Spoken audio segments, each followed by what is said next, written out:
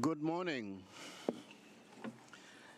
Excellencies, distinguished colleagues, the 23rd meeting of the 53rd session of the Human Rights Council is now open. We will now continue the interactive dialogue with the Special Rapporteur on the situation of human rights in Belarus. We will start with the list of speakers for non-governmental organizations. I give the floor to the distinguished representative of the National Human Rights Civics Association. You have the floor.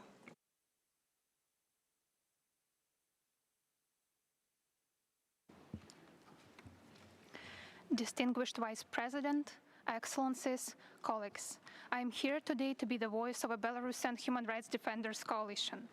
The human rights situation in Belarus continues to deteriorate. To date, it's known about at least 1,500 political prisoners.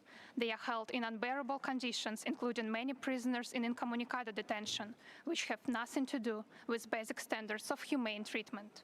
Among them are hundreds of people unjustly convicted for expressing disagreement with violence and war, and 34 media representatives who faced harsh sentences simply for their dedication to truth. The authorities continue to arbitrarily use anti-extremist legislation to persecute individuals, independent media, and civil society organizations for their position. All this shows nothing but the complete and deliberate destruction of freedom of expression within the country. We extend our gratitude to Ms. Anais Moren for her report and dedicated collaboration with Belarusian civil society. The special reporter's mandate is essential for evaluating the overall human rights situation in Belarus, responding to systemic human rights violations, and maintaining international attention on the country. Therefore, we call on the Human Rights Council to extend the mandate, reinforcing the commitment of the international community to address the ongoing crisis. Thank you, and may our collective efforts lead to the restoration of the rule of law and the triumph of human rights in Belarus. Thank you. I now give the floor to the distinguished representative of the Human Rights House Foundation. Thank you. We condemn the recent decision of a Minsk court to sentence human rights defender Nasta Loika to 7 years in prison for her human rights activities. We call on her immediate release alongside the roughly 1,500 political prisoners in Belarus. We also strongly urge the Council to renew the mandate of the Special Rapporteur this session. Belarus is now withdrawn from the first optional protocol of the ICCPR. The Special Rapporteur's mandate is one of the last remaining mechanisms that Belarusian civil society has to draw attention toward the widespread violations that they are facing. Some of these violations may amount to crimes against humanity, according to the OHCHR's examination of the situation. Vice President, we welcome the Special Rapporteur's particular focus on freedom of opinion and expression. We join her in drawing the Council's attention to the designation of the Belarusian Association of Journalists as an extremist formation. We call for this decision to be revoked and continue to call for the release of Andrei Alexandrov, one of many imprisoned journalists. According to the Belarusian Association of Journalists and Justice for Journalists Foundation, the criminalization of journalism continues. Criminal penalties for media workers, the report notes, have become more severe. In particular, reporters are being sentenced to terms longer than those for violent crimes such as murder. We ask the Special Rapporteur how the international community can better support Belarusian journalists, in particular those who have had to flee Belarus. I thank you. Thank you. I now give the floor to the distinguished representative of Earth Justice.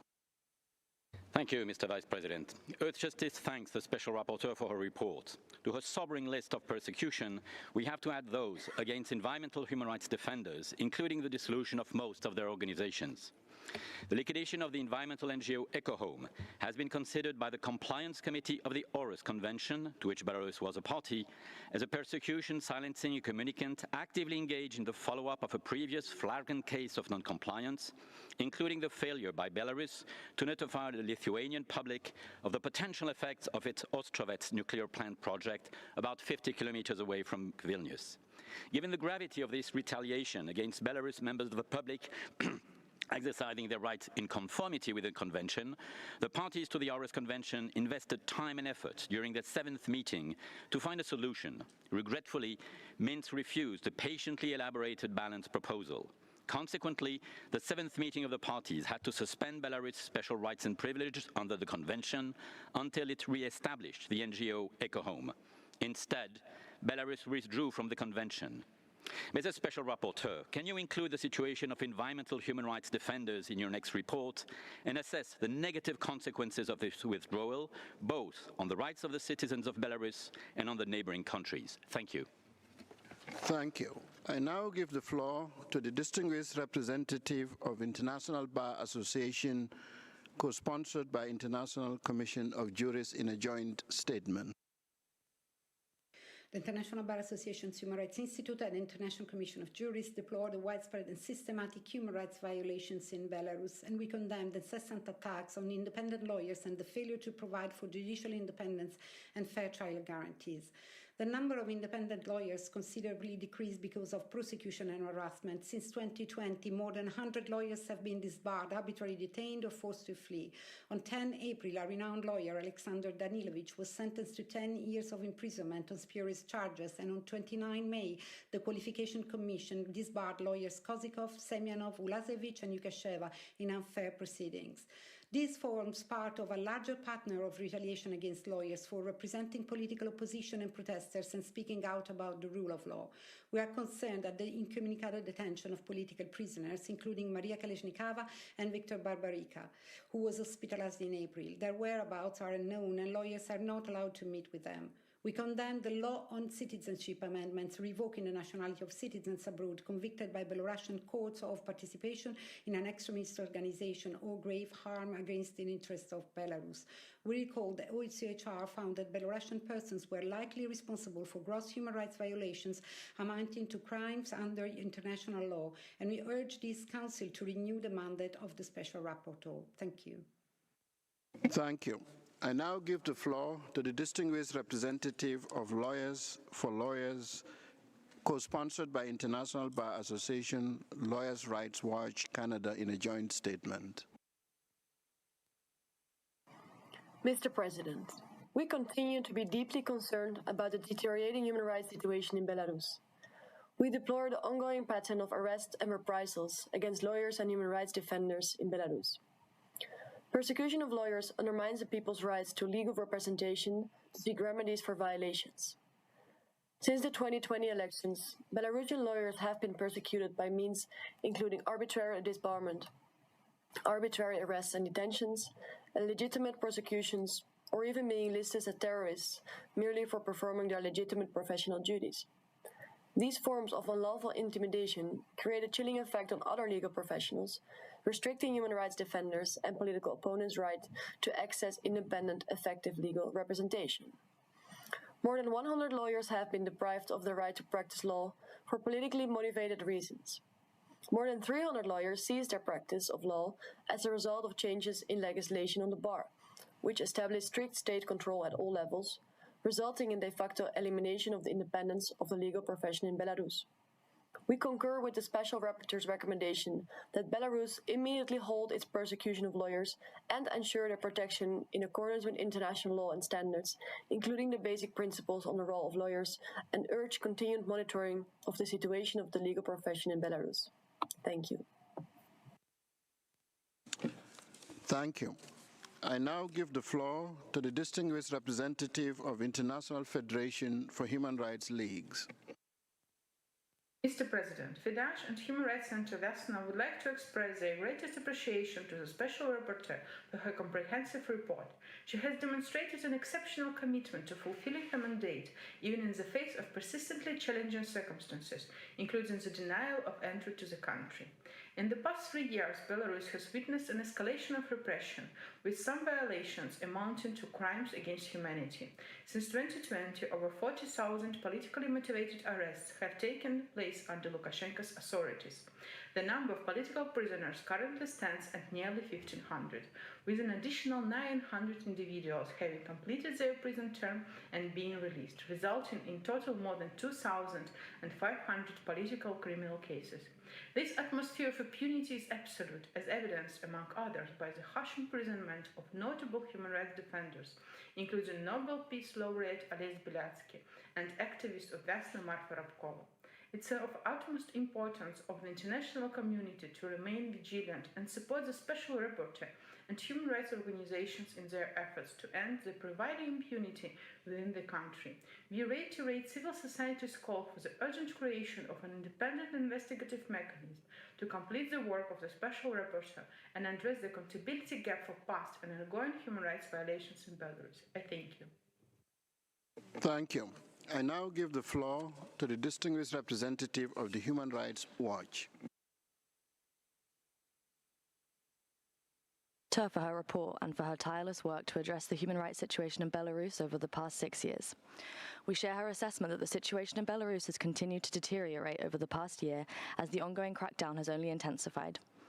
Political prisoners are increasingly being held in incommunicado detention, kept in solitary confinement and banned from communications with the outside world, including with their families and lawyers.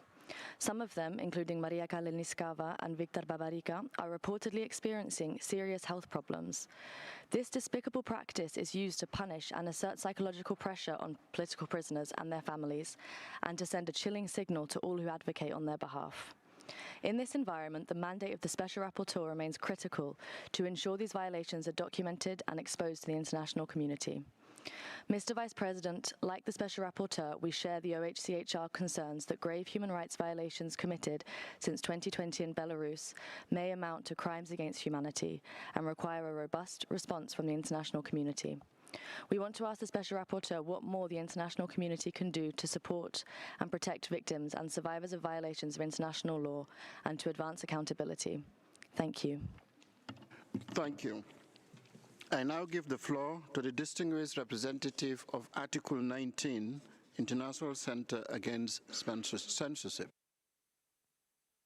Article 19 Human Constanta thanked the Special Rapporteur in Belarus for her strong report, which rightly highlights that the climate for the right to freedom of expression has deteriorated to a critical level. We share her conviction that the government has shown a continuous disdain for international human rights mechanisms. As the Special Rapporteur notes, the Belarusian government continues to prosecute and detain those critical of the state in complete contempt of the freedom of expression. On 20th June, Minsk City Court sentenced human rights defender Nasta Loika to 7 years in prison on a politically motivated charge of incitement. A vocal supporter of human rights for almost 15 years, Loika has been subjected to torture and ill treatment behind bars and has been denied access to legal protection. Despite interventions by UN experts, the Belarusian government has failed to respect her basic human rights. We urge states to intensify their demands that Belarus complies with its human rights obligations, including by calling for the immediate release of Nasta Loika and all other political prisoners, as well as by exploring additional avenues for accountability. The Belarusian authorities have also scaled up their use of broad anti-extremism and terrorism laws, which have become the source of a systematic assault on a wide range of interrelated human rights, including the rights to freedom of expression, freedom from torture, right to fair trial, privacy, association, and assembly. We encourage the Special Rapporteur to continue monitoring developments related to anti-extremism and terrorism. Thank you, Mr. President. Thank you. I now give the floor to the distinguished representative of Conscience and Peace Tax International. Thank you, Mr. Vice President. Allow me to draw attention to the plight of those Belarusian men who have fled to Lithuania to avoid military mobilization in the increasingly likely event that Belarus will join the conflict in Ukraine in support of Russia. We understand that more than 300 have already been deported to Belarus simply on the grounds of past service in the Belarusian military, which paradoxically is what renders them at greatest risk of such mobilization in Belarus. In recent weeks, even those who have been legitimately living and working in Lithuania have come under threat. No sooner had a court ordered the release of Vitaly Dvashin from immigration detention facilities pending his asylum appeal than we heard of the similar incarceration in solitary confinement and practically incommunicado at the refugee camp at Pabrade of Ivan Strashkevich, a former Belarusian border guard who left the service in 2019 and has subsequently been active in the protest movement. While pleading with Lithuania to adhere to due process in all such cases, Conscience and Peace Tax International calls on all states to refrain from returning to Belarus persons at risk of military mobilization. Thank you. Thank you. I now give the floor to the distinguished representative of the Institute for Reporters' Freedom and Safety. Thank you, Mr. Vice President. IRFS expresses its gratitude to the Special Rapporteur for the presented report, which clearly reflects numerous violations and inadequate protection of migrants' rights, despite Belarus being signatory to various international human rights treaties. Migrants, including asylum seekers, are often detained for extended periods without access to legal aid or appropriate facility, frequently facing discrimination and xenophobic attitudes, with limited access to healthcare, education, employment, and social services, rendering their integration into Belarusian society extremely challenging. Moreover, other basic human rights have been repeatedly violated. Freedom of speech and expression are heavily restricted. Independent media outlets face censorship, harassment, and closure. Critical journalists, bloggers, and activists are often subject to intimidation, arrest, and imprisonment. Freedom of assembly and association is curtailed, with restrictions on peaceful protest and crackdowns on civil society organizations, with reported cases of torture and ill treatment of detainees, as well as a lack of due process. And laws criminalizing same-sex relationships remain in place, contributing to a hostile environment for the LGBTQ+ community. Furthermore, since the beginning of the full-scale invasion, the territory of Belarus has been used to launch attacks on Ukrainian civilian infrastructure and directly involving the country and its population in the war of aggression, amplifying the migrants' crisis. IRFS calls on the member states to urge Belarus to take more robust measures to protect migrants' rights, improve the asylum system, combat human trafficking, and address discrimination and xenophobia. Thank you. This was the last speaker on my list. I now give the floor to Ms. Agnes Marin for her concluding remarks. You have 12 minutes. Thank you, Mr. Vice President. Thank you very much for your questions, which evidence your interest in the issues that I report about and your willingness to address the needs of civil society inside Belarus proper. This is a very difficult challenge, given that receiving support from countries which the authorities perceive as hostile can put recipient organizations and individuals at risk, for example, of being charged with tax evasion. Yet it is extremely important to remember that the promotion and protection of human rights starts in Belarus and is the primary responsibility of the Belarusian government itself. Hence, I encourage states to continue engaging with Belarus and offering support to help the country comply with its international obligations. One underexploited avenue, for that matter, is that of the Universal Periodic Review, since it is the only UN mechanism that the authorities actually engage with. In 2 years, Belarus will go through its 4th cycle of the UPR. Now is the right time to demand a midterm report.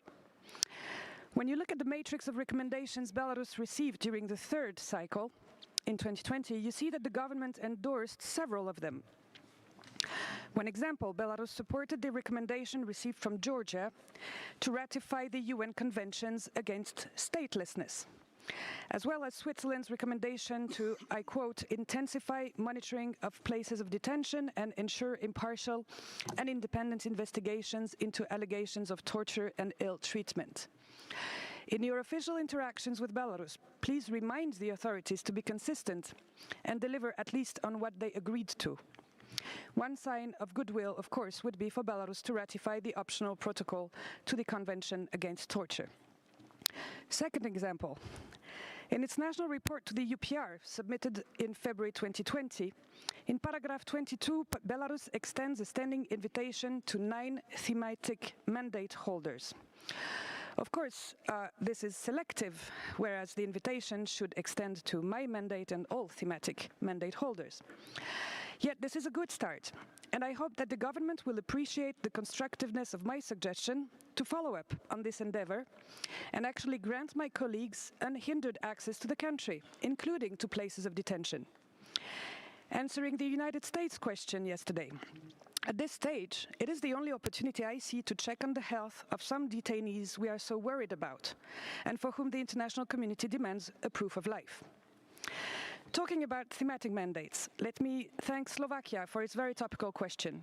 Of course, I must closely cooperate with a number of thematic mandates on a daily basis, and I am thankful to their holders for their cooperation. Them joining my communications to the government is the only way for special procedures to actually receive a reply, since the government addresses replies only to those mandates. There is one caveat, though. It is a common practice and a basic politeness requirement that when planning a visit to Belarus or when initiating a communication regarding Belarus, the holder first consults with my mandate, which has been monitoring the situation with human rights in Belarus for 11 years now. Since special procedures need to function as a coherent whole, it is important to ensure mutual information and cooperation between mandates. Addressing Belgium's question regarding the synergies that could be developed between special procedures, the Human Rights Council, and the findings of the ILO.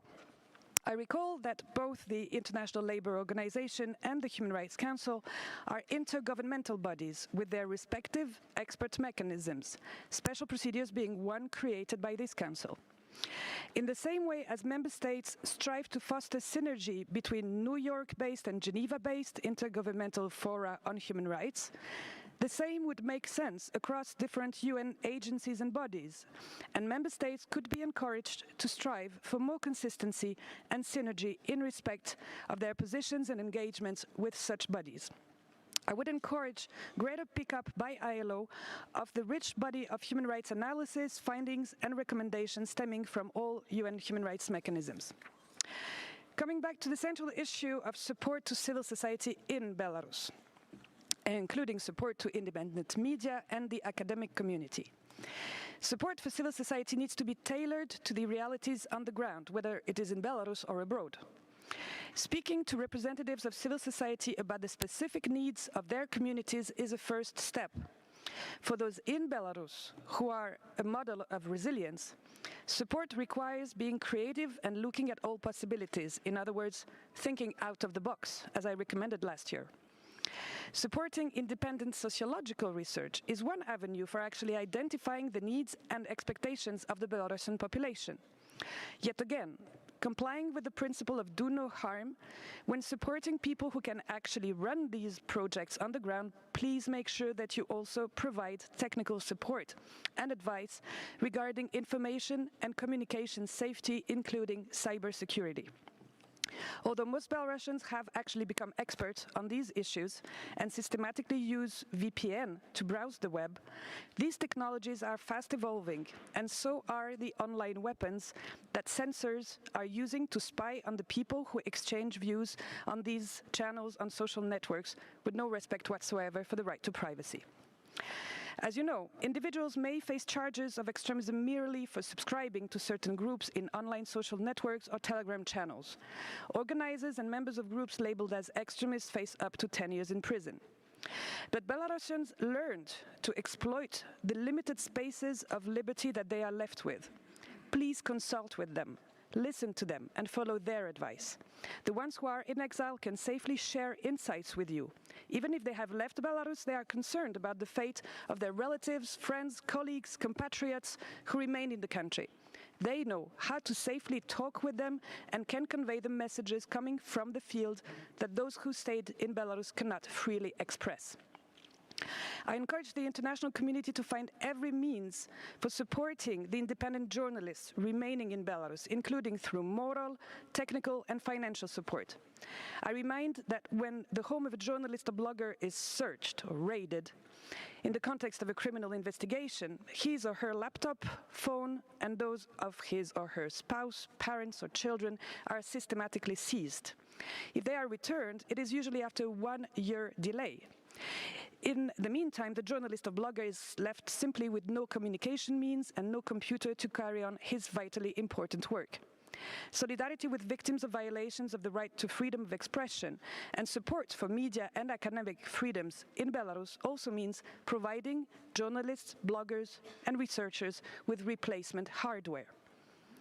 Given the difficulty of supporting independent media inside Belarus, as it can expose beneficiaries to reprisals, I again encourage the international community to support media and journalists covering the situation from abroad. In general, support for civil society in exile should include facilitating registration in host countries, safe harbor for business and associations, granting permanent residence permit travel documents to those whose passports have expired, and including also for the dependent relatives. In many cases, that requires having a comprehensive approach to the needs and challenges that these people are facing.